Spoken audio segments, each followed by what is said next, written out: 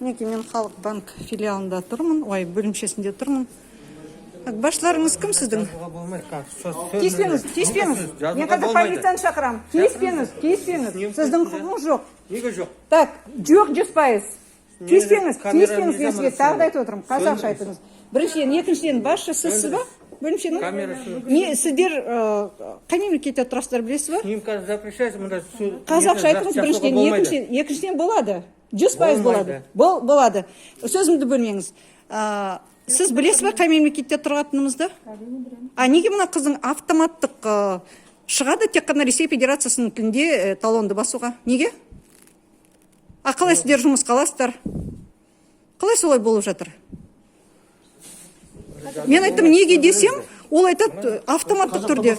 Яғни автоматтық түрде сіздер тек қана бұйрық бергенсіздер, тек қана Ресей Федерациясының тілінде басуға. Неге автоматтық түрде олар басады тек қана Ресей Федерациясының? Жоқ, неге автоматтық түрде маған жаңа басты тек қана Ресей? Мынау. Ол кісіден сұраңыз, солай береді, қазір салып береді. Жоқ, ол кісіден барлығына автоматтық түрде тек қана осы мемлекеттің тілінде басу керек. Маған басты Ресей Федерациясының тілінде. Автоматтық түрде деді.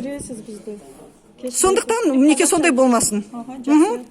Қандай масқара. Мен қазір осы видеоны қоям. Міндетті түрде мына Халық банкінің филиалдың басшысының фамилиясын қоям, фотографиясын қоям. Бүкіл Қазақстанға масқаралайым. Тимур Құлыбаевтан бастап барлығын.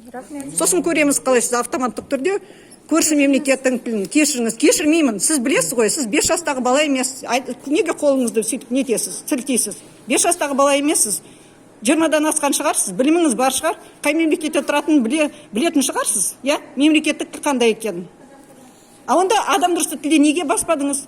Бәрі автоматтық түрде орыс кіреме, эфиоп кіреме, француз кіреме, бәрі осы мемлекеттегі тілі мемлекеттік. Біреу ғана түсінбесе, я не понимаю, не знаю десе, онда басасыз. Тек қана Ресей Федерациясының мемлекеттік тілінде. Құл болсаңыз заң бар.